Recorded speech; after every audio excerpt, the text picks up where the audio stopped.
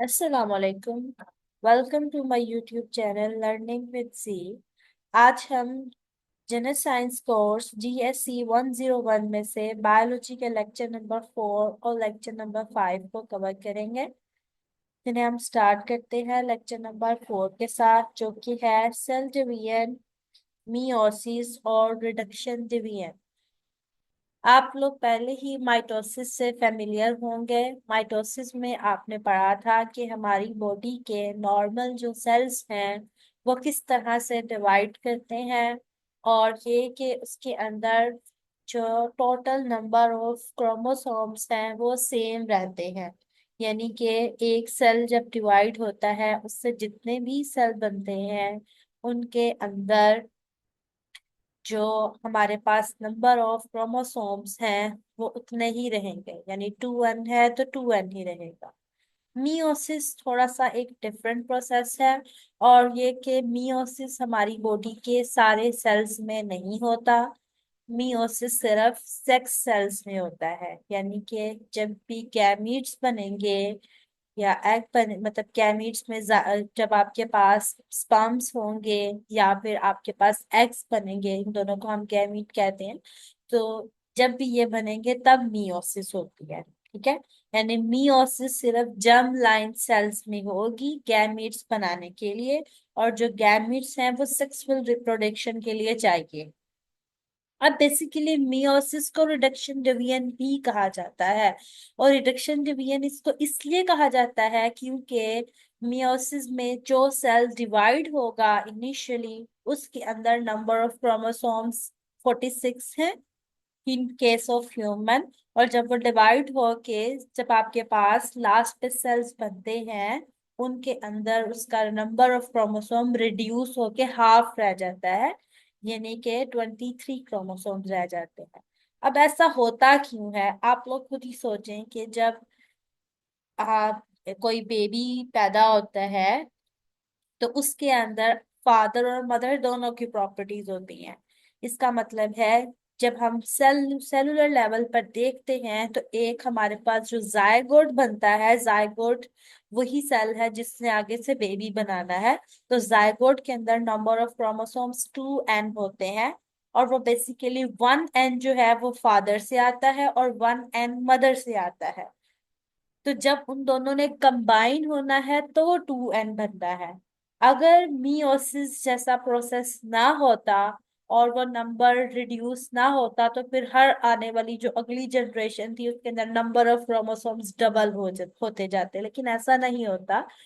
इसलिए अल्लाह ताला ने एक ये निजाम बनाया हुआ है कि जो गैमेट्स हैं उनके अंदर इस मियोसिस होती है, जिसकी वजह से नंबर ऑफ सेल्स रिड्यूस होकर हाफ हो जाते हैं, ताकि जब वो दोनों यानी स्पर्म और जो एग है जब वो फर्टिलाइज होकर जायगोट बनता है तो फिर वो रीयूनियन की वजह से उनके अंदर नंबर जो है वो दोबारा से डबल हो जाए। ठीक है, अब हम इसको स्टार्ट करते हैं। लिखा है meiosis occur in germ cells to make gametes, and gametes are formed for sexual reproduction. Meiosis is also called reduction division. Why reduction division? क्योंकि इसमें number of chromosome जो है वो reduce होकर half हो जाता है, because it results in 4 daughter cells which are haploid. ये एक टर्म है haploid। ठीक है, इसको हैप्लॉइड क्यों कहते हैं, क्योंकि नंबर अगर हम कहें डबल है 2n है, ठीक है, उसको हम कहते हैं डिप्लॉइड। तो जब उसका वो हाफ रह जाता है यानी एन हो जाता है उसको हम हैप्लॉइड कहते हैं। We know that chromosomes occur in pairs. For example, humans have 46 chromosomes in 23 pairs, which is called a diploid number. The chromosomes in each pair are called homologous because these are like each other and are complementary to each other.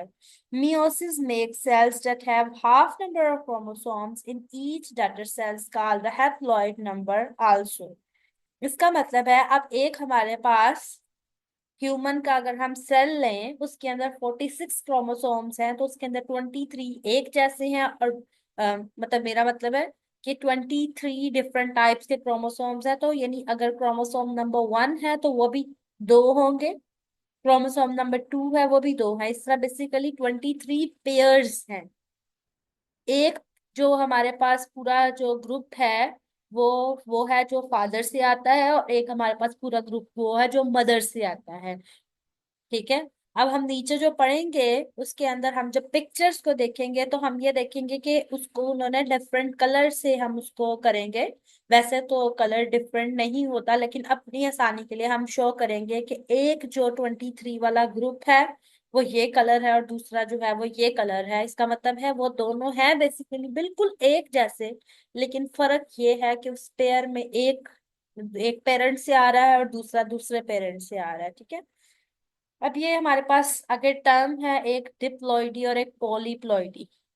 Diploidy जो है ये double के लिए use होता है। जैसे human being है, उनके अंदर नंबर ऑफ क्रोमोसोम्स 2n में होते हैं। ठीक है, यानी हर एक क्रोमोसोम जो है उसकी 2 कॉपीज।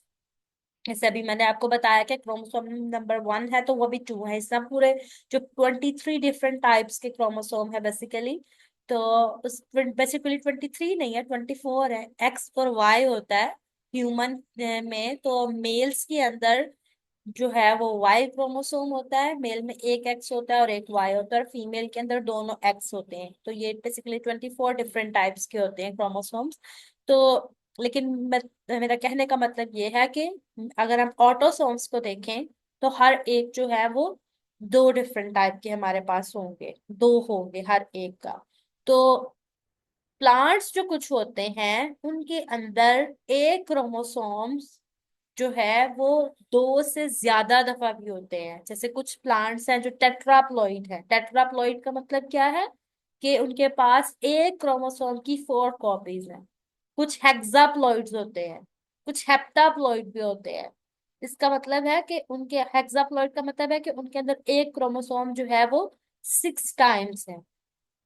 तो इस तरह से उनको पॉलीप्लॉइडी कहा जाता है कि उनके अंदर एक ही जो क्रोमोसोम है उसकी मल्टीपल कॉपीज है। और सिर्फ ये नहीं कि सिर्फ एक क्रोमोसोम की मल्टीपल कॉपीज होंगी, इसका मतलब है वो जो पूरा उनका सेट है। जैसे ह्यूमन के अंदर 23 क्रोमोसोम का सेट है, तो उनके अंदर जितना जो सेट है वो पूरे का पूरा सेट उतने टाइम्स है।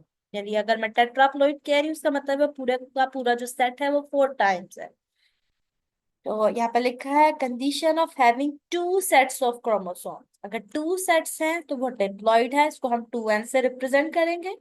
The gametes form by meiosis hence are called haploid, इसलिए गैमेट्स हैप्लॉइड होंगे। इसका मतलब है n। For example in human 2n is 46 and n is 23 in each gamete. When gametes combine in fertilization, chromosome number is retained to 2n. Some plants have more than 2 sets of chromosomes and are called polyploids. So this characteristic is called polyploid. अब देखिए, आप यहाँ पर देख सकते हैं, यहाँ पर इन्होंने शो कराया हुआ है homologous chromosome A before replication and B after replication। यानी कि हमारे पास पहले ये इस तरह से क्रोमोसोम है। ठीक है। जब इनकी रेप्लिकेशन हुई तो इसकी भी 2 कॉपीज बन गई हैं, उसकी भी 2 कॉपीज बन गई है। इन्होंने आपको सिर्फ एक दिखाने के लिए कि रेप्लिकेशन में बेसिकली नंबर जो है वो डबल हो जाता है क्रोमोसोम का। अब मियोसिस, मियोसिस जो है उसके भी जिस तरह आपने माइटोसिस में पढ़ा था 2 मेजर पार्ट्स हैं। ठीक है। मेजर पार्ट्स 2 जैसे माइटोसिस में थे, इसी तरह ही मियोसिस के हैं। पहले आपका जो नंबर क्रोमोसोम्स का नंबर जैसे रिड्यूस होता है वो वाला है, और उसके बाद साइटोकाइनेसिस 1 है, उसके बाद मियोसिस 2 है, फिर साइटोकाइनेसिस 2 है। बेसिकली जो माइटोसिस था उसके मेन मतलब 4 स्टेप्स थे, और उसके बाद साइटोकाइनेसिस होके खत्म हो गई माइटोसिस। लेकिन मियोसिस के अंदर ये डिवीजन 2 टाइम्स होती है। यानी मियोसिस जो है उसके रिजल्ट में 4 आपके पास सेल्स बनते हैं। पहले मियोसिस 1 होगा जिसको रिडक्शन डिवीजन कहेंगे। मियोसिस 1 में आपका जो नंबर है 2n वो n में कन्वर्ट हो जाएगा। उसके बाद जो मियोसिस 2 है वो सिमिलर है माइटोसिस के, बस डिफरेंस ये है कि माइटोसिस के अंदर जो आपका इनिशियल सेल था वो 2n था, जिससे आपके पास दोनों 2n वाले बन रहे थे। लेकिन मियोसिस 2 में जो आपको इनिशियल सेल मिल रहा है वो वाला है जिसमें पहले ही नंबर हाफ हो चुका है। ठीक है, बस इतना सा फर्क है। बाकी मियोसिस टू के स्टेप्स बिल्कुल माइटोसिस जैसे हैं। तो मियोसिस वन जो है उसको हम रिडक्शन डिवीजन कहते हैं, क्योंकि इसके अंदर जो डॉटर सेल्स हैं उसके अंदर क्रोमोसोम जो है वो हाफ हो जाएंगे। उसके बाद साइटोकाइनेसिस वन होगी, इसके रिजल्ट में क्या बनेंगे, टू हमारे पास डॉटर सेल्स बनेंगे। और वो जो टू डॉटर सेल्स होंगे उनके अंदर जो नंबर ऑफ सेल्स है वो हैप्लॉइड होंगे। उसके बाद जब साइटोकाइनेसिस वन हो गई तो हमारे पास मियोसिस टू स्टार्ट होगा, जो वेरी सिमिलर टू माइटोसिस है, क्योंकि इसके अंदर जो इनिशियल नंबर ऑफ सेल्स थे हमारे पास सेल्स में जिससे मियोसिस फोर टू हो रही है वो सेम रहेंगे। यानी अगर हमारे पास एन वाला सेल लाया था तो उसके अंदर वो 1/2 एन नहीं, एन का एन ही रहेगा। यानी यहाँ पर हम जब ये स्टार्ट हुई हमारे पास 46 क्रोमोसोम थे, जब हमारे पास इसके डॉटर सेल आए तो उसमें 23 क्रोमोसोम है। अब ये 23 क्रोमोसोम मियोसिस टू के बाद रिटेन रहेंगे और इसके लिए 23 क्रोमोसोम। आई होप कि आपको ये पॉइंट समझ आ गया। अब हम आगे चलते हैं। जो फेजिस के नेम है वो बिल्कुल माइटोसिस वाले ही हैं, बस फर्क ये है इसके आगे वन वन वन डल गया।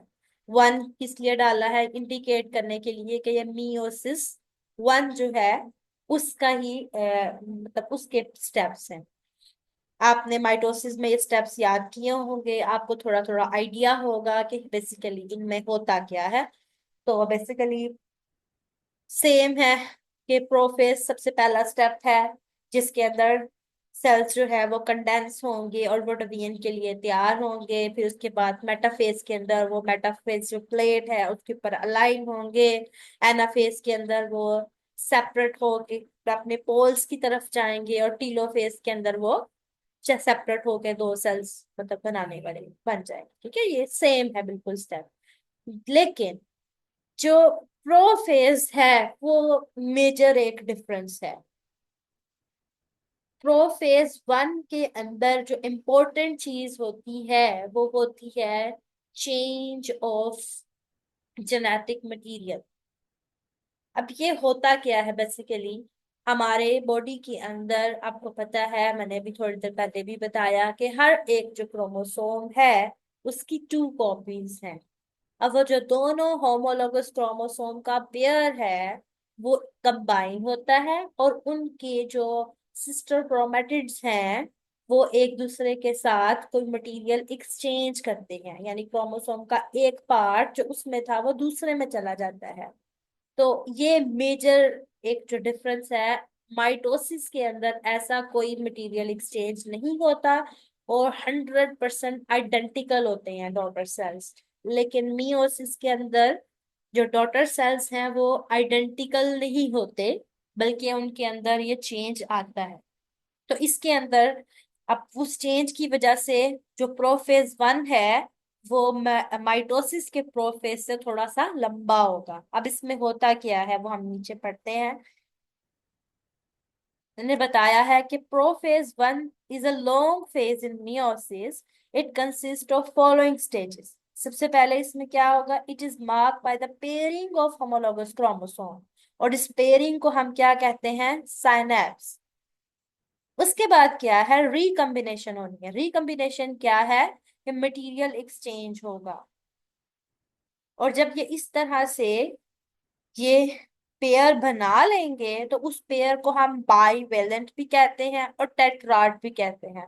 बाईवेलेंट हमने क्यों कहा, कि दो होमोलोगस क्रोमोसोम जो है वो आपस में पेयर बना रहे हैं। ठीक है, और आपको पता है कि एक जो क्रोमोसोम है उसके पास टू सिस्टर क्रोमेटिड्स होते हैं, इस वजह से उसको हम टेट्राड भी कह रहे हैं, यानी फोर का जो मिक्सचर है। अभी आप पिक्चर नीचे जो देखेंगे आपको थोड़ा सा पता चलेगा कि हमारे पास इन्होंने यहाँ पर लिंक नहीं शो किया, ये दोनों एक दूसरे के साथ बेसिकली जुड़े होते हैं। आप कंसल्टेशन के लिए आप गूगल पे सर्च करें तो आपको पता चलेगा। वैसे मैं आपको इधर के बाद थोड़ी सी पिक्चर दूसरी भी दिखाऊंगी। बेसिकली ये दोनों कंबाइंड होते हैं। अब होता क्या है कि एक सिस्टर क्रोमेटिड एक होमोलोगस पेयर का और दूसरा सिस्टर क्रोमेटिड दूसरे होमोलोगस पेयर का वो आपस में मटेरियल इस तरह से एक दूसरे के साथ ओवरलैप करते हैं। और ये जहां से जिस पॉइंट पर ये मिलते हैं ये क्याज मेटा फॉर्मेशन है और यहाँ पे काइनेटोकोर है पॉइंट। क्या, अब ये इसके साथ ये मिला है और इन्होंने ये देखे मटेरियल एक्सचेंज कर दिया है। अब ये डिफरेंट कलर शो करने का मतलब ही ये है कि आपको पता लगे कि इसका मटेरियल एक्सचेंज हुआ है। ये जो ग्रीन वाला है इसका पार्ट ब्लू में आ गया है, ब्लू वाले का पार्ट ग्रीन में चला गया है, ठीक है। अब इसी वजह से चेंजेस आती हैं। आपने देखा होगा कि आप जो है, यानी या आप अपने ना फादर से कंप्लीटली रिजेम्बल करते हैं और ना मदर से कंप्लीटली रिजेम्बल करते हैं। आपके पास कुछ ट्रेट आपकी फादर की हैं, कुछ ट्रेट आपकी आपके मदर की हैं। तो बेसिकली आपकी ये जो मटेरियल एक्सचेंज हो रहा है उसकी वजह से भी ये है। और दूसरा ये कि आप लोग के पास दोनों जो पेरेंट्स हैं उनकी तरफ से ट्रेड्स आ रही हैं। तो ये क्या है, होमोलोगस क्रोमोसोम जो है उनके अंदर रिकॉम्बिनेशन होती है मियोसिस। तो प्रोफेज वन ही वो मेन फेज है जिसके अंदर ये रिकॉम्बिनेशन हो रही है। उसके बाद हमारे पास स्टेज आती है मेटाफेज वन की। मेटाफेज में क्या होता है, chromosomes attach to the spindle fibres at kinetochore, one kinetochore पर क्रोमोसोम एंड नॉट पर क्रोमेटिड। तो काइनेटोकोर बेसिकली कौन सा पॉइंट है, ये हमारे पास जो सेंट्रल रीजन है, जो एक सिस्टर क्रोमेटिड जहां दूसरे सिस्टर क्रोमेटिड से जुड़ा होता है, यहाँ करके एक पॉइंट होता है, स्पिंडल फाइबर इधर आके अटैच होते हैं। तो ये हमारे पास काइनेटोकोर पॉइंट है। तो उन्होंने कहा कि वन काइनेटोकोर पर क्रोमोसोम नॉट पर क्रोमेटिड, यानी कि वो जो दो, पूरा दो सिस्टर क्रोमेटिड जिस पॉइंट के साथ जुड़े हुए वहां पर काइनेटोकोर का पॉइंट है, और वो वहां पर आके लगेंगे। अगर अब आप एक माइटोसिस की पिक्चर जहन में लेकर आए तो वहां पर ये पूरे का पूरा जो होमोलोगस क्रोमोसोम है उसके ऊपर नहीं, बल्कि एक सिस्टर क्रोमेटिड पे वो अटैच होता है। क्या, तो थोड़ा सा यहाँ पर फर्क है, मतलब वन होमोलॉग और each side so that there is a 50-50 chance to get each parent chromosome.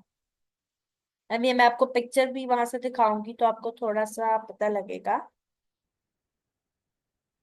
अब हम इसको देखते हैं थोड़ा सा। ये पिक्चर थोड़ी आपकी जो बुक हैंड आउट पिक्चर दी है उससे थोड़ी सी बेहतर है, तो इसलिए मैंने इसको खोला है। अगर आप इसको गौर से देखें तो यहाँ पे आप देखेंगे ये है हमारे पास मेटाफेज वन। यहाँ आप देख रहे हैं कि ये जो एक रेड में है और एक आपके पास ब्लू में शो किया हुआ है, ये होमोलोगस पेयर है। और यहाँ पर इन्होंने मटेरियल जो है वो एक्सचेंज किया है।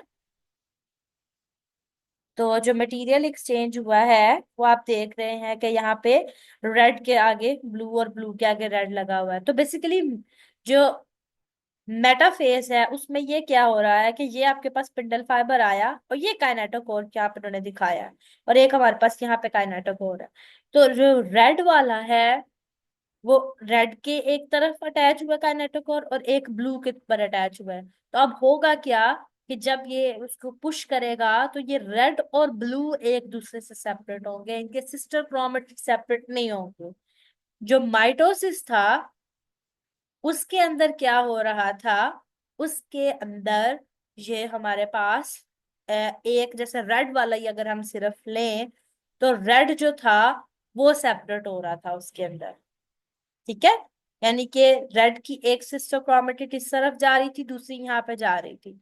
लेकिन मेटाफेज के अंदर जो होमोलोगस पेयर है वो सेंट्रल प्लेट पे लाइन होता है, और जो ये स्पिंडल फाइबर आके लगते हैं वो एक क्रोमोसोम पे लगते हैं, ना कि सिस्टर क्रोमेटिड पे। तो इस वजह से जब सेपरेशन होगी एनाफेज स्टेज के अंदर तो क्या होगा कि हमारे पास एक पूरे का पूरा chromosome with two sister chromatid separate होगा।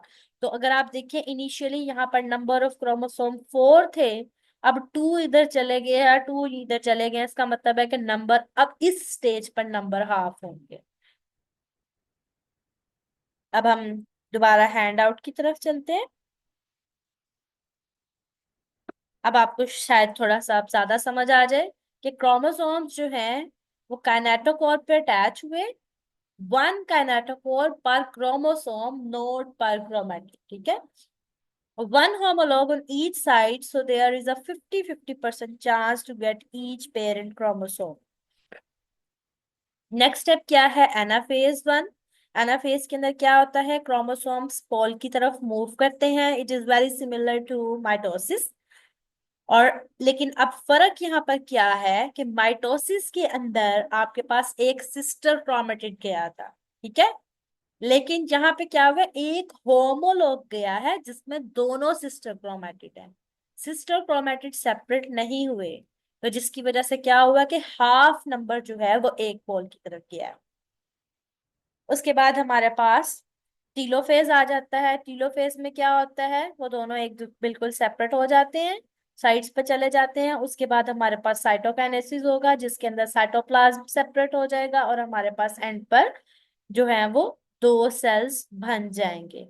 अब हम दोबारा एक मिनट उसी पिक्चर की तरफ जाते हैं जो मैंने आपको पहले शेयर की थी, क्योंकि वो ज्यादा क्लियर है। अच्छा, अब आप इसको देखें तो ये देखें इस तरह से, ये अब हमारे पास ये सेपरेट हो गया और ये टीलोफेज के अंदर इस तरह से अब ये साइटोकाइनेसिस हुई तो ये हमारे पास दो सेल्स बन गए। अब आप इनिशियली नंबर ऑफ क्रोमोसोम 4 थे तो ये 2 हो गए। तो दिखाए 4 है लेकिन बेसिकली आप जहन में रखें कि ये 46 थे और यहाँ पर ये 23 हो गए हैं, ठीक है। अब ये हमारे पास यहाँ पर मियोसिस 1 खत्म हो गई। उसके बाद हमारे पास स्टार्ट होगी मियोसिस 2। मियोसिस 2 जो है वो बिल्कुल हमारे पास माइटोसिस की तरह ही है। फर्क क्या है कि हमारे पास अब यहाँ पर जो पेरेंट सेल है वो होगा जो हमें मियोसिस 1 के बाद मिला है, जिसके अंदर ऑलरेडी नंबर ऑफ सेल्स जो सॉरी नंबर ऑफ क्रोमोसोम है वो हैप्लॉइड है। उसके अंदर भी सेम हमारे पास है, सबसे पहले कैरियोकाइनेसिस। कैरियोकाइनेसिस जिसमें नंबर ऑफ क्रोमोसोम्स जो सॉरी हाँ नंबर ऑफ क्रोमोसोम्स जो हैं उनका उन्होंने कम होना है, या आप कह लें कि न्यूक्ली ने डिवाइड करना है। बेसिक कैरियोन न्यूक्लियस को कहते हैं, तो कैरियोकाइनेसिस न्यूक्लियस की डिवीजन है। उसके बाद साइटोकाइनेसिस है जिसके अंदर साइटोप्लाज्म की डिवीजन है। तो कैरियोकाइनेसिस के वही step prophase, metaphase, anaphase, telophase है, सेम है, वेरी सेम टू माइटोसिस। और उसके बाद साइटोकाइनेसिस आ गया। और एंड पे अब आपके पास क्या हो जाएगा, आप साइटोकिनेसिस के बाद दो सेल बन गए और आपके पास 4 हैप्लॉइड सेल बनेंगे। लेकिन जो मेन फर्क है यहाँ पर कि ये वाली जो डिवीजन है वो मेल और फीमेल में डिफरेंस है। आप लोगों ने सुना होगा कि जो फीमेल होती है उसमें एक एग बनता है, जबकि जो मेल्स हैं उसमें अनलिमिटेड स्पर्म्स होते हैं। तो होता क्या है बेसिकली कि जो हमारे पास यहाँ पे पिक्चर नहीं उन्होंने दी हुई, लेकिन मैं आपको थोड़ा सा वैसे बता देती हूँ। अगर हम उसी पिक्चर की तरफ जाते हैं, ओके, अगर आप यहाँ पर देखें तो ये बेसिकली मेट हमारे पास मियोसिस 2 है। मियोसिस 2 बिल्कुल माइटोसिस की तरह है कि ये हमारे पास ये मेटाफेज 2 के अंदर इस तरह से हमारे पास अलाइन हुए क्रोमोसोम और फिर सिस्टर क्रोमेटिड सेपरेट हुए और एंड पे हमारे पास ये दो सेल्स बन गए। अब हमारे पास इनिशियली एक सेल था, उससे ये दो बने और इन दो से अब ये 4 सेल्स बन गए हैं। मेल्स के अंदर सेम ऐसे होगा, आप कहें कि उनके पास ये 4 स्पर्म सेल्स रेडी हैं। लेकिन फीमेल में क्या होता है, लाइक यहाँ पर दो सेल्स जो बने, ये दोनों छोटे छोटे से सेल्स होंगे, इनमें एक सेल बड़ा और एक छोटा होगा, ठीक है। इस तरह का सीन होता है, उनके अंदर एक ही फंक्शनल एग होता है, जो बाकी होती हैं वो पोलर बॉडीज होती हैं। तो अब उन्होंने यहाँ पर आपके जो हैंड आउट है वहां पर थ्योरी में लिखा हुआ है, अब हम उसको पढ़ेंगे तो आपको ज्यादा बेहतर समझ आ जाएगी। In females after first meiotic division, cytoplasm is unequally distributed and one large and other small cell is produced, ठीक है। यानी इनिशियली ही उसके अंदर जो जो दो सेल बने थे उनमें एक बड़ा और एक छोटा होता है, ठीक है। अब जो छोटे वाला होगा वो इतना अच्छा पहले ही नहीं है, उसको हम कह देते हैं कि वो पोलर बॉडी है। अब जब ये जो दोनों हैं वो जब मियोसिस 2 से गुजरते हैं तो पोलर बॉडी तो पहले ही पोलर बॉडी है ना, उसने तो पोलर बॉडीज ही बनानी है। अब लेकिन जो दूसरा सेल था जिसके अंदर साइटोप्लाज्म ज्यादा आया था, जब वो डिवाइड करेगा तो एक लार्ज सेल बनाएगा जिसको हम कहेंगे ओवम। ठीक है। और ओवम है जिसने एग बनाना है। और उसके बाद जो दूसरी बनेगी वो दूसरी पोलर बॉडी होगी। इस तरह से फीमेल के अंदर एक ही ओवम बनेगा और तीन पोलर बॉडी बनेगी, जबकि मेल्स के अंदर जो चारों सेल्स हैं जिसे मैंने आपको पिक्चर दिखाई थी वो बिल्कुल सेम होते हैं और उनको हम स्पम्स कहते हैं। इसके बाद है माइटोसिस और मियोसिस का डिफरेंस। तो माइटोसिस में क्या है, सेल्स डिवाइड हुआ, टू डॉटर सेल्स बने और बिल्कुल सेम है मेल और फीमेल्स में, और नंबर ऑफ सेल्स उनके अंदर 2n है। जबकि मियोसिस में टू डॉटर सेल्स की बजाय हमारे पास फोर डॉटर सेल्स बनेंगे। ठीक है। और माइटोसिस जो है मेल और फीमेल में सेम होती है, लेकिन मियोसिस में क्या होता है, अभी आपने ऊपर देखा कि मेल्स के अंदर चार स्पर्म्स बनेंगे जो बिल्कुल एक जैसे हैं, जबकि फीमेल्स के अंदर एक ही अब आपके पास फंक्शनल ओवम बनता है, बाकी तीन पोलर बॉडीज बनती हैं।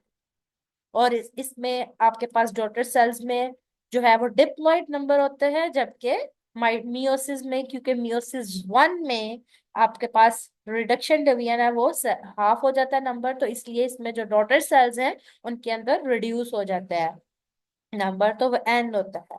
अब मियोसिस जरूरी क्यों है, थोड़ा सा मैंने आपको इंट्रोडक्शन में बताया था कि वो क्यों जरूरी है हमारी अंदर जेनेटिक वेरिएशंस आने के लिए, और इसलिए कि जब पहले ही डिवीजन नहीं होगी तो हर जन जब रिकॉम्बिनेशन होनी है, जब स्पर्म ने एग के साथ मिलना है तो हर जनरेशन में डबल हो जाएगा ना नंबर, इसलिए हाफ होना जरूरी है।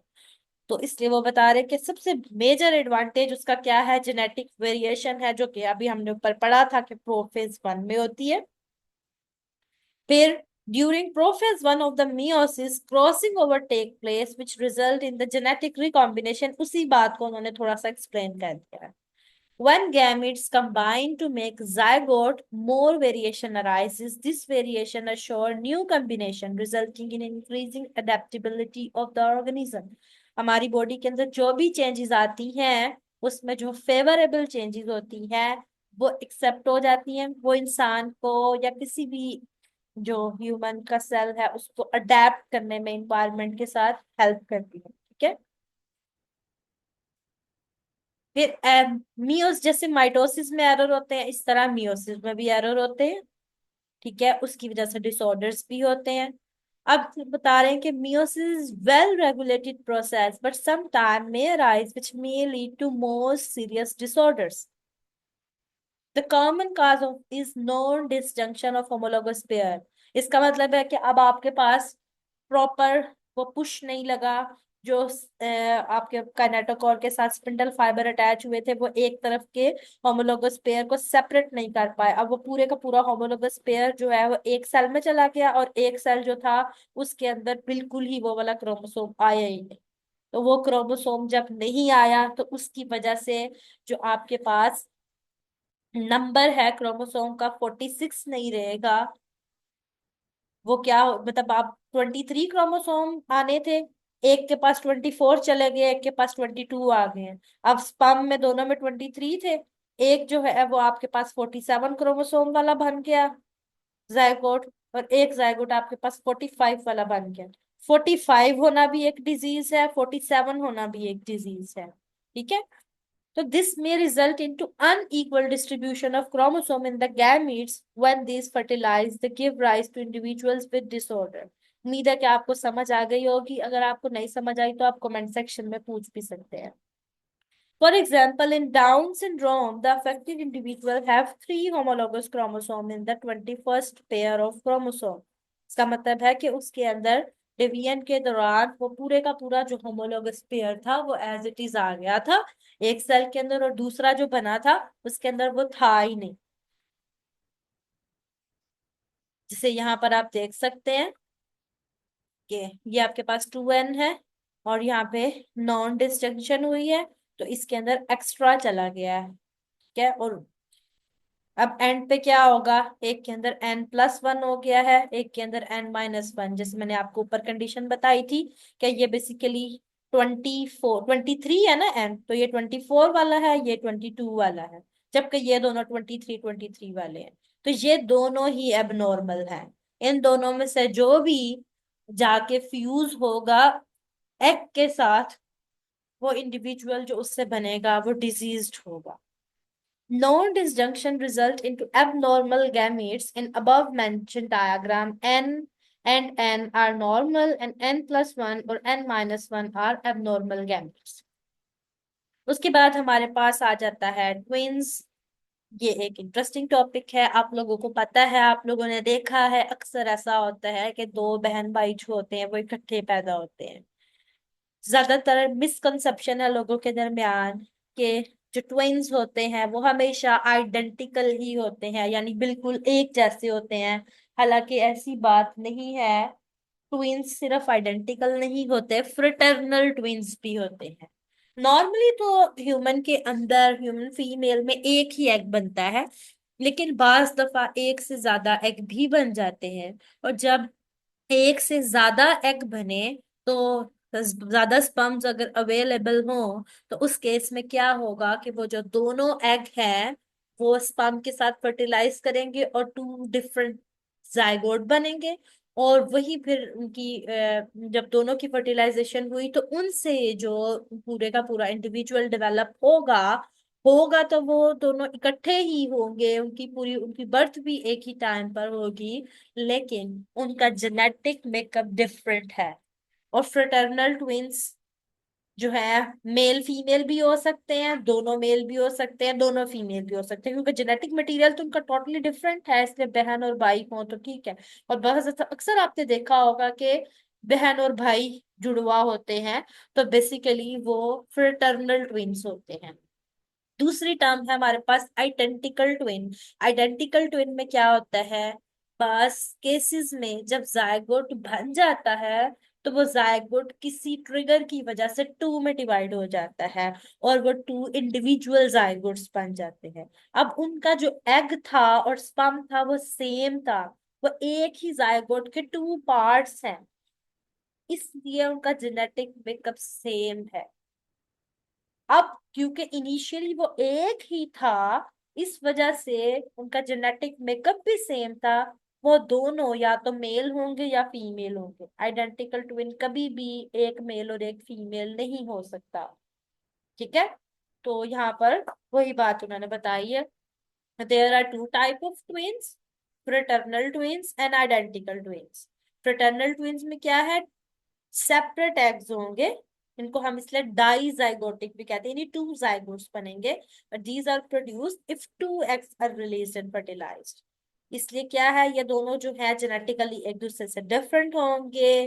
दोनों मेल्स भी हो सकते हैं, दोनों फीमेल्स भी हो सकती हैं, या एक मेल और एक फीमेल भी हो सकता है। आइडेंटिकल ट्विन में क्या होगा, एक ही एग है, ठीक है, उससे एक ही जायगोट बना, और वो जो जायगोट है वो डिवाइड होके उसने टू जो है वो सिमिलर किस्म के इंडिपेंडेंट जायगोट बना दिए। इसलिए ये जो है वो बिल्कुल सिमिलर होते हैं, सेम करेक्टरिस्टिक होती हैं, इसलिए या तो दोनों मेल होंगे या फीमेल। लेकिन बाज दफा आपने देखा होगा कि दो आइडेंटिकल ट्विन्स होते हैं लेकिन उनकी आदतें डिफरेंट होती हैं। ऐसा हो सकता है क्योंकि एनवायरमेंटल फैक्टर्स भी तो रोल प्ले करते हैं ना। ठीक है, क्यों, environment may affect even the identical twins. Identical twins may also have different characteristics if they are brought up in different environment. We know that the genes interact with the environment to produce various characteristics. This characteristic also affect the twin. तो ये आपको आराम से समझ आ जाएगी कि हमारे environment में जो कुछ हो रहा होता है वो इफेक्ट करता है। अगर आप एक को बहुत शहाना घर में रखेंगे और एक को आप गरीब घराने में रखेंगे, तो उनकी बेशक उनका जेनेटिक मेकअप सेम है लेकिन उनकी आदतें बिल्कुल एक दूसरे से मुख्तलिफ होंगी, क्योंकि एनवायरनमेंट बहुत ज्यादा अफेक्ट करता है। इसके बाद ये एक्सरसाइज है, ये आप लोग खुद सोल्व करेंगे, हम नेक्स्ट चैप्टर की तरफ चलते हैं। तो हमारा जो नेक्स्ट चैप्टर है वो है क्रोमोसोम्स। DNA and jeans. थोड़ा सा भी हमने क्रोमोसोम के बारे में ऊपर पढ़ लिया। तो क्रोमोसोम जो है वो बेसिकली क्या है, उसके अंदर हेरिडिटरी इंफॉर्मेशन होती है, ठीक है। और क्रोमोसोम ही है जिसके अंदर कह लें कि आप पूरी की पूरी हमारी खसूसियात, हमारा रंग कैसा होगा, हमारी बाल कैसे होंगे, हमारी हाइट कैसी होगी, हर एक चीज हमारा जो जेनेटिक मेकअप है वो क्रोमोसोम्स में ही होता है। अब ये जो आगे डीएनए एंड जीन्स है, तो बेसिकली ये है कि क्रोमोसोम के अंदर जो इंफॉर्मेशन है सारी ये डीएनए की फॉर्म में होती है। और जो डीएनए है वो उसके अंदर मल्टीपल जीन्स आ जाती है। यानी कि आप ये कहें कि जीन एक छोटा यूनिट है, ठीक है। और जीन्स डीएनए से मिलकर बनी हुई है, और वो सारा डीएनए मिलके क्रोमोसोम्स बना रहा है। तो ये है बेसिकली। तो हम थोड़ा सा इसको पढ़ते हैं। Reproducing it self is a property of life, यानी लाइफ की प्रॉपर्टी ही ये है कि सेल्स जो है वो रिप्रोड्यूस होंगे। मतलब कि आपकी कोई भी इंफॉर्मेशन है वो नेक्स्ट जनरेशन में जाएगी, और वो इस तरह से आएगा। जैसे आपको पता है अच्छी तरह से विरासत के बारे में कौन नहीं जानता। आप कोई भी आपके छोटे बहन भाइयों को कोई जब स्कूल में देखता है तो फौरन पहचान जाता है कि ये आपका भाई या बहन है, या आपको देख के पहचानता है कि आप अपनी अम्मी के बेटे हैं, अब्बू के।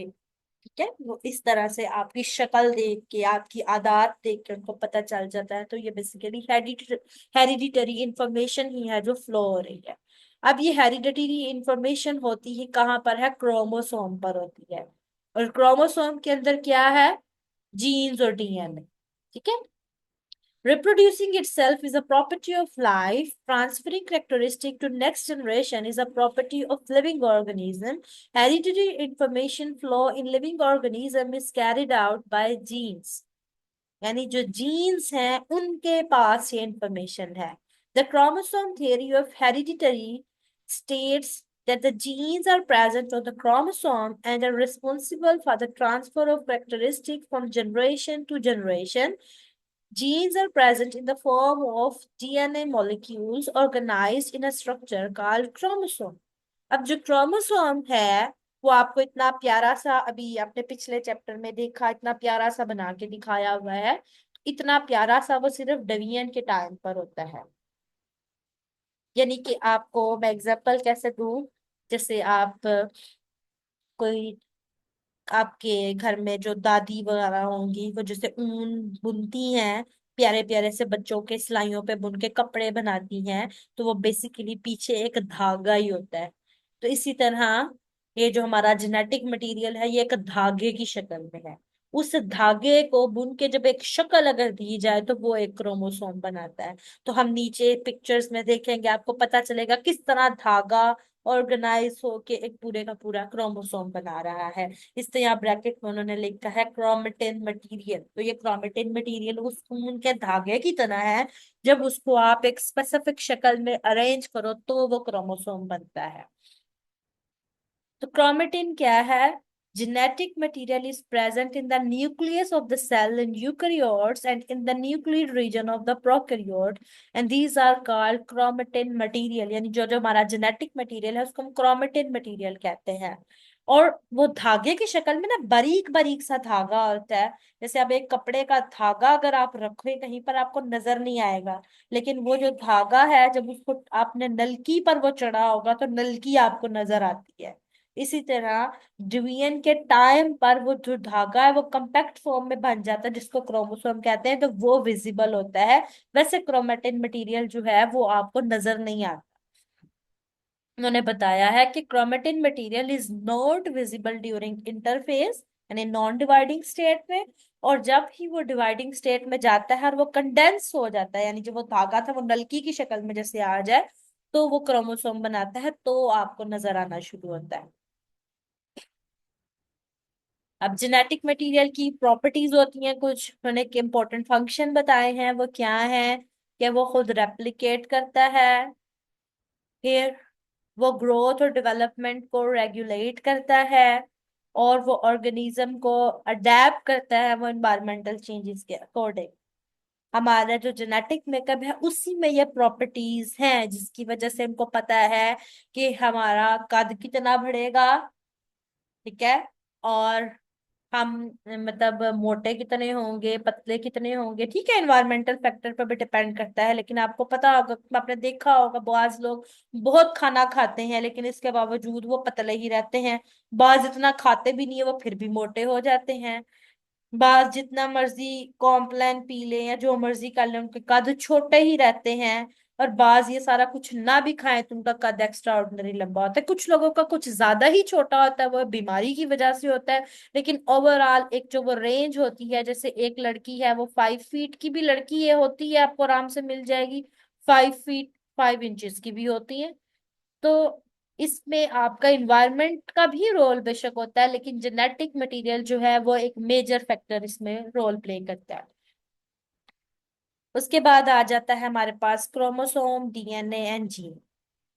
तो क्रोमोसोम क्या है? बेसिकली डीएनए का एक मॉलिक्यूल है। डीएनए मॉलिक्यूल है जिसके साथ प्रोटीन लगी हुई है। अब प्रोटीन ये कौन सी, हम नीचे जाकर डिटेल में पढ़ेंगे। ये बेसिकली हिस्टोन प्रोटीन होती है, इसका नाम है, ये नीचे इसकी पिक्चर भी दी हुई है।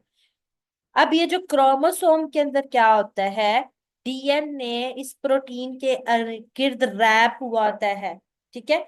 जैसे आप कोई ब्रेसलेट वगैरह बनाते हैं तो धागा लेते हैं और उस धागे के अंदर आप मोती पिरो देते हैं, तो इसी तरह कह लें कि ये जो क्रोमोसोम का धागा है, पर ये धागा वो उस मोतियों के साथ मिलके एक उसने कम्पैक्ट सी शक्ल बनाई होती है।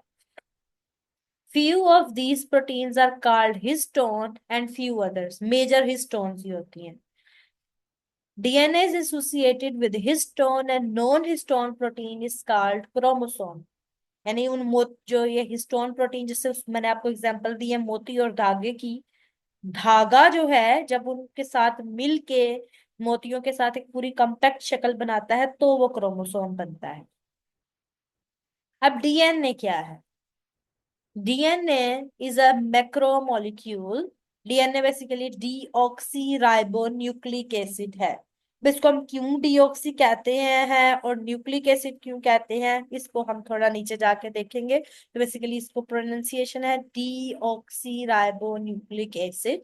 ये क्या है? Macro molecule. मैक्रो आपको पता है, मैक्रो हम कहते हैं लार्ज को, और मॉलिक्यूल, मॉलिक्यूल यानी बहुत बड़ा मॉलिक्यूल है जो कि organize होता है in structure chromosome। In prokaryotes, DNA is circular molecule, while in eukaryotes it is long linear molecule। Mitochondria and chloroplast have their own circular DNA। यानी कि जो माइटोकॉन्ड्रिया और क्लोरोप्लास्ट हैं उनके पास अपना डीएनए भी होता है, लेकिन वो सिमिलर टू प्रोकैरियोट्स है, सर्कुलर फॉर्म में। और वैसे जो हमारा जो न्यूक्लियस है उसके पास, सेल का जो न्यूक्लियस है उसके पास लीनियर डीएनए है। अब जीन क्या है? जीन बेसिकली वो फंक्शनल यूनिट है जो हमारी बॉडी में कोई भी प्रोटीन बना रही है, ठीक है। जैसे फॉर एग्जाम्पल आपका जो कलर है वो कंट्रोल कर रही है, या आपका जो ब्लड ग्रुप है वो कंट्रोल कर रही है, तो वो एक प्रोटीन कंट्रोल कर रही है, उस प्रोटीन की कोई जीन होगी। एक जो क्रोमोसोम है उसके ऊपर मल्टीपल जीन्स होती हैं। तो जीन बेसिकली एक फंक्शनल यूनिट है। तो जीन क्या है? डीएनए की एक लेंथ है, यानी कि आप कह लें कि 4000 बेस पेयर्स हो सकते हैं फॉर एग्जाम्पल, इससे बड़ा भी हो सकता है, तो क्या पता कुछ जीन छोटी हो। अब वो बेसिकली एक प्रोटीन बनाती है। So gene is a part of length of DNA. DN gene is a part और लेंथ ऑफ डीएनए, ठीक है। अब कंडेंसेशन, कंडेंसेशन वही मैंने आपको जैसे बात बताई थी कि वो धागा है और उसको आपने मोतियों के साथ लपेट के एक जो शक्ल बन जाती है वो। अरे क्रोमेटिन मटेरियल कंडेंस होगा during prophase of mitosis in the form of chromosome. Chemical analysis shows that chromosome consist of DNA and protein।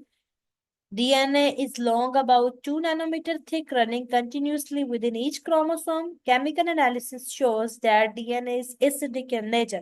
तो आप लोग को पता लगा कि इसको हम न्यूक्लिक एसिड क्यों कह रहे हैं, क्योंकि न्यूक्लियस में है और उसकी नेचर एसिडिक है। और डीऑक्सी राइबोस क्यों कह रहे हैं, क्योंकि इसकी जो राइबोस शुगर है उसमें एक पोजीशन पर, टू पोजीशन पर ऑक्सीजन मिसिंग होती है। अब वो एक बहुत डिटेल वाली बात है, तो बस आप अभी इतना याद रखें कि वो उसकी जो राइबोस शुगर है वो डीऑक्सी होती है। ठीक है, उसके अंदर एक ऑक्सीजन रिमूव हुई होती है, हाइड्रोक्सिल ग्रुप की जगह पे सिर्फ हाइड्रोजन होता है, और न्यूक्लियस में पाया जाता है और एसिडिक नेचर है, इस वजह से इसको कहते हैं डीऑक्सी राइबो न्यूक्लिक एसिड।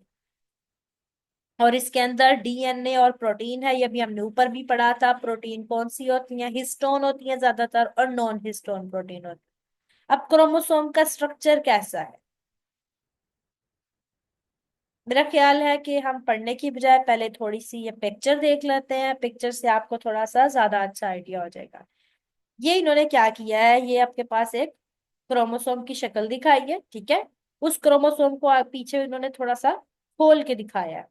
ये यानी कि आप कह लें कि जैसे एक आपने ऊन से जो जर्सी बनी थी आप उसको खोलने लगे हैं, तो ये उसके धागे हैं। अगर आप इसको और डीपली खोलते जाए तो आप देखेंगे कि ये बेसिकली इसके साथ ये प्रोटीन्स है, ये जैसे ब्रेसलेट पूरा एक बना पड़ा है, पूरा फंक्शन एक, और इस तरह से वो पीछे से एक एक मोती के साथ ही जुड़ा हुआ है। इसका मतलब है कि एक मोती है जैसे हिस्टोन प्रोटीन, उसके गिर्द ये थ्रेड जो है क्रोमेटिन का वो उसके गिर्द घूमा इस तरह से।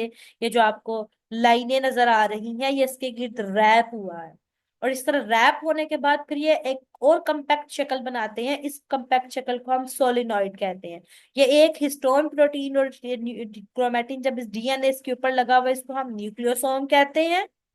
और जब ये इस तरह से हिस्टोन प्रोटीन डिफरेंट के साथ इकट्ठी ये मिलके ये स्ट्रक्चर बना देती हैं, इसको कहते हैं सोलिनॉइड। और जब ये पूरा इस तरह कंपैक्ट होकर एक स्ट्रक्चर बनाता है तो उसको हम कहते हैं chromosome.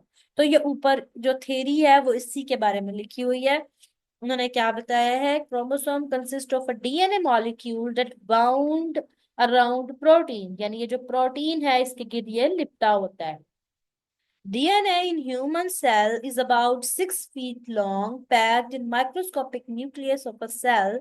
In one human chromosome, it is 1.7 to 8.5 centimeter long.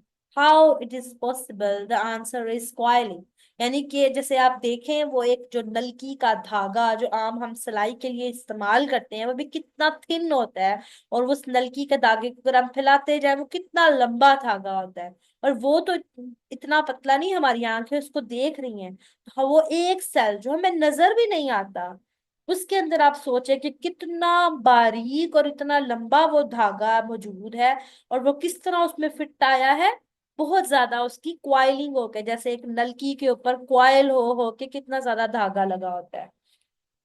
The answer is coiling and supercoiling. The chromosome consists of highly condensed structure. If we can open this like a thread, then the long thread will appear like a flower-like structure that is called solenoid, जैसे भी आपने नीचे देखा था।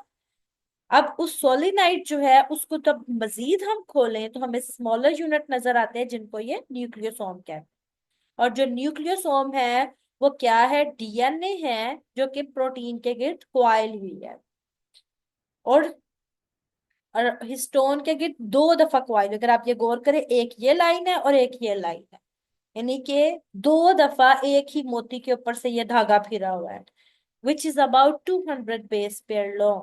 Two nucleosomes are connected to each other by a length of DNA which is called linker DNA. यानी कि ये जो दरमियान में आपके पास ये एक न्यूक्लियोसोम है, ये दूसरा न्यूक्लियोसोम है, ये जो दरमियान में डीएनए है इसको हम लिंकर डीएनए कहते हैं। और इसकी जो लेंथ होती है 80 बेस पेयर होती है। अब ये कुछ चीजें हैं जो आप लोगों को क्विज पॉइंट ऑफ व्यू से याद रखनी। अगर आपको नहीं समझ आई तो आप कमेंट सेक्शन में पूछ सकते हैं। तो उन्होंने थोड़ा सा इसको आप जूम करके दिखाया है। ये देखें, ये आपके पास डीएनए है, आपके पास एक हिस्टोन प्रोटीन है, और ये 1 टाइम और ये 2 टाइम्स के ऊपर रैप हुआ है, और ये दो आपके पास न्यूक्लियोसोम्स हैं, दरमियान में लिंक हुए हैं, और इन्हें लिंकर डीएनए के थ्रू है। अब बेसिकली डीएनए की कंपोजिशन क्या है? कह रहे हैं DNA stands for deoxyribose nucleic acid. The smallest unit of DNA is called a nucleotide. Nucleotide join to make polynucleotide. We can say DNA consists of nucleotides joined together. अब nucleotide क्या है? Nucleotide उसका एक basic unit है। Different nucleotide जब आपस में मिलती हैं तो हमारे पास डीएनए बनता है। उसके अंदर 3 कंपोनेंट्स हैं। एक है हमारे पास डीऑक्सीराइबोज शुगर, एक हमारे पास फॉस्फेट ग्रुप है, एक हमारे पास नाइट्रोजनस बेस है। फ्यूचर में जाके आप लोग आरएनए के बारे में भी पढ़ेंगे। तो आरएनए जो है वो उसमें शुगर राइबोस होती है, डीएनए में डीऑक्सी राइबोस होती है। बाकी जो है ये सेम है। और एक नाइट्रोजनस बेस का फर्क होता है कि उसके अंदर यूरासिल होती है, उसमें थायमिन होती है। बाकी जो स्ट्रक्चर है वो ऑलमोस्ट इनका सेम ही है। ठीक है। तो बेसिकली ये एक पूरा एक स्ट्रक्चर बनाया हुआ है उन्होंने।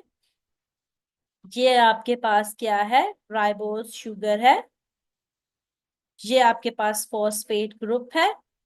और ये आपके पास क्या है? एक नाइट्रोजनस बेस अटैच हुई है। अब नाइट्रोजनस बेस जो है वो 4 टाइप्स की होती हैं। अब वो कौन कौन सी होती हैं? अच्छा, नेम उन्होंने नीचे दिए हुए हैं।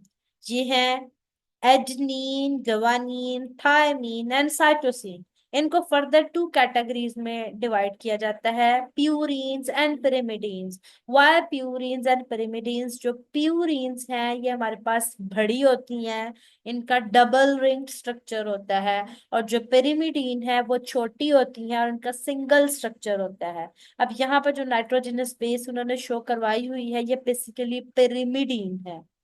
प्यूरिन के अंदर यहाँ पर एक और ऐड होती। ठीक है। तो हमारे पास जो एडेनिन और गवानीन है वो डबल रिंग स्ट्रक्चर वाली है, वो प्यूरिन्स है। और थायमीन और साइटोसिन सिंगल रिंग स्ट्रक्चर है, इसलिए वो पिरिमिडीन है। अब आपकी बुक में इससे ज्यादा डिटेल नहीं लिखी हुई, इसलिए आप इसको सिर्फ इसी हद तक समझे। जिसको ज्यादा इंटरेस्ट है वो कमेंट सेक्शन में पूछ सकता है, आपको उसको डिटेल में बता दिया जाएगा। उसके बाद है mechanism of gene of action. तो बेसिकली आपकी बॉडी के अंदर जो जीन्स हैं वो किस तरह से एक्सप्रेस करती हैं, उसके 2 पाथवेज हैं। एक है ट्रांसक्रिप्शन और एक है ट्रांसलेशन।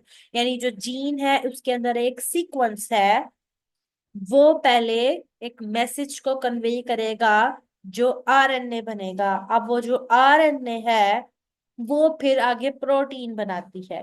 तो वो स्टेप जिसके अंदर डीएनए से आरएनए बनता है उसको हम ट्रांसक्रिप्शन कहते हैं, और जिसमें आरएनए से प्रोटीन बनती है वो ट्रांसलेशन है। Gene express themselves by making protein. Making protein by DNA occur in 2 processes called transcription and translation. Translation is the formation of DNA, RNA from DNA, and translation is the next process in which protein is formed. इसके अलावा हमारी body के अंदर एक और भी process होता है जिसको हम रेप्लिकेशन कहते हैं। रेप्लिकेशन में यह क्या होता है, जो डीएनए है वो डबल होता है। जैसे आप लोगों ने ऊपर देखा था कि एक सिस्टर क्रोमेटिड है, उसकी रेप्लिकेशन होके 2 सिस्टर क्रोमेटिड बन जाते हैं। तो ये वो वाला स्टेप है। अब हमारे पास जो डीएनए से डीएनए जो है उससे आरएनए और आरएनए से प्रोटीन बननी है। तो बेसिकली वो एक कोड होता है जो बताता है कि अगर ये वाला कोड प्रेजेंट होगा तो ये वाला अमाइनो एसिड लगेगा। जैसे फॉर एग्जांपल मैं आपको बताती हूँ, जो AUG है उसको आप स्टार्ट कोडॉन भी कहते हैं, वो मेथियोनिन को कोड करता है। तो जहां पर AUG आया इसका मतलब है कि इसने मेथियोनिन बनाना है। इस तरह कुछ स्टॉप कोडॉन भी होते हैं, जब ट्रांसलेशन हो रही होती है जब वो आते हैं तो उनका मतलब है कि अब इस प्रोसेस को स्टॉप हो जाना चाहिए। ठीक है। जैसे UAA, UAG और UGA है। तो genetic code is a term use for the parts of DNA that code for the protein, और उसमें 3 न्यूक्लियोटाइड होते हैं जो एक अमीनो एसिड को कोड करते हैं। ठीक है। अब ये स्टेप है ट्रांसक्रिप्शन एंड ट्रांसलेशन। ट्रांसक्रिप्शन में क्या है, डीएनए टू एमआरएनए, ट्रांसलेशन में क्या है, एमआरएनए टू प्रोटीन। अब उसके अंदर डीएनए से, अब ये इस पूरे चीज को हम कहते हैं सेंट्रल डोग्मा, जिसमें डीएनए से आरएनए और फिर आरएनए से प्रोटीन बनती है। तो पहले हमारे पास प्रोसेस है ट्रांसक्रिप्शन का। इसमें क्या होगा, आरएनए पॉलीमरेज एक एंजाइम है, वो यूज होगा और वो डीएनए को एज अ टेम्पलेट यूज करके आरएनए बनाएगा। अब आरएनए पॉलीमरेज क्या करता है, एक प्रोमोटर रीजन होता है जिसको वो आइडेंटिफाई करता है जो डीएनए पर प्रेजेंट है, और उसके बाद वो क्या करेगा, डबल हेलिक्स जो है उसको ओपन करेगा और उसके बाद ट्रांसक्रिप्शन बबल बनेगी और फिर ये प्रोसेस स्टार्ट हो जाएगा। सो बेसिकली ये है, ये आपके पास एक क्रोमोसोम है। ठीक है, क्रोमोसोम कैरी सॉरी डीएनए है। डीएनए डबल स्ट्रैंडेड होता है। पहले आपके पास एक एंजाइम आता है हेलिकेज, जो इसको ओपन करता है हेलिकल स्ट्रक्चर को, और फिर उसके बाद आपके पास यहाँ पर वो प्रोमोटर रीजन को आइडेंटिफाई करता है और वो उसके साथ आके अटैच होगा, और उसके बाद वो यहाँ से ट्रांसक्राइब होना शुरू हो जाएगा। सॉरी, हेलिकेज रेप्लिकेशन में होता है। तो बेसिकली हम इसको देखते हैं।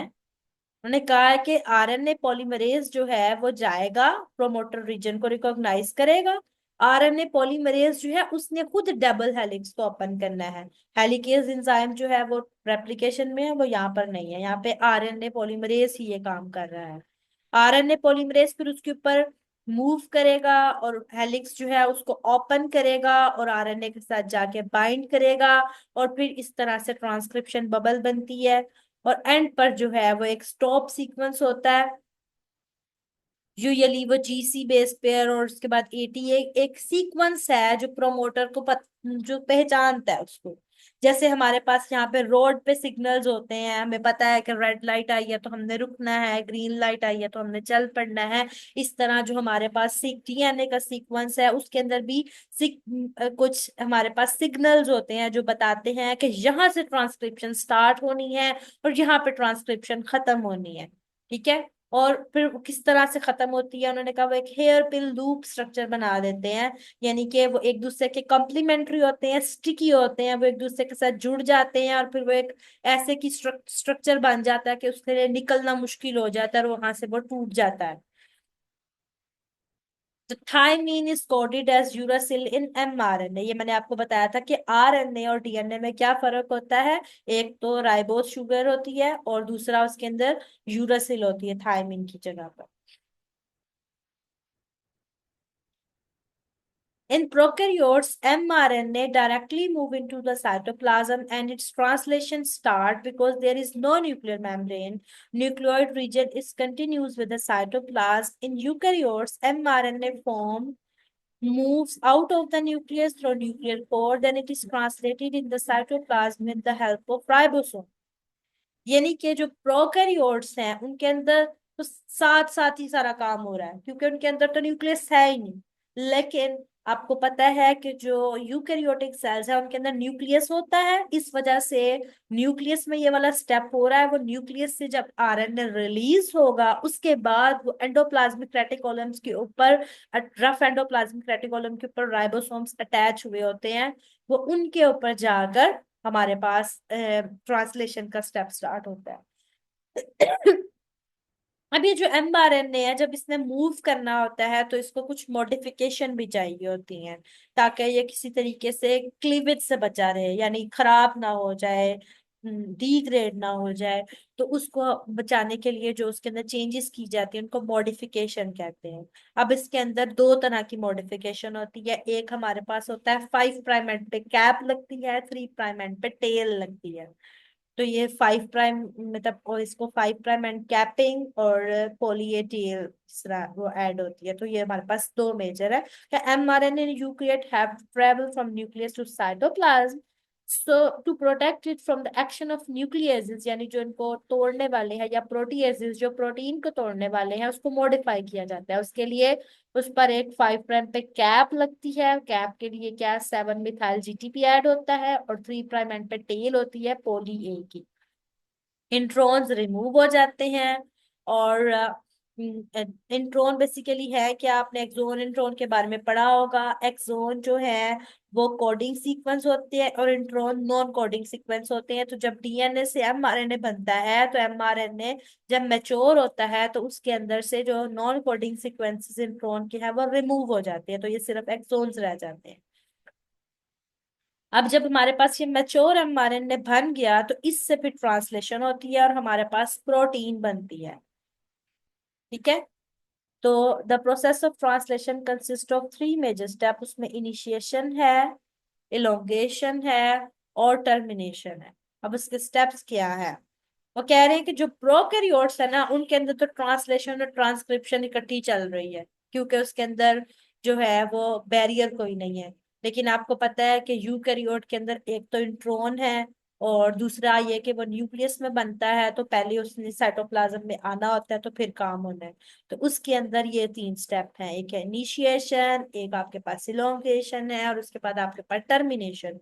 तो इनिशिएशन में क्या है, एमआरएनए जाता है, राइबोसोम के साथ बाइंड करता है। ठीक है, उसकी 3 साइट्स होती हैं, ये आपके पास ई, पी और ए है।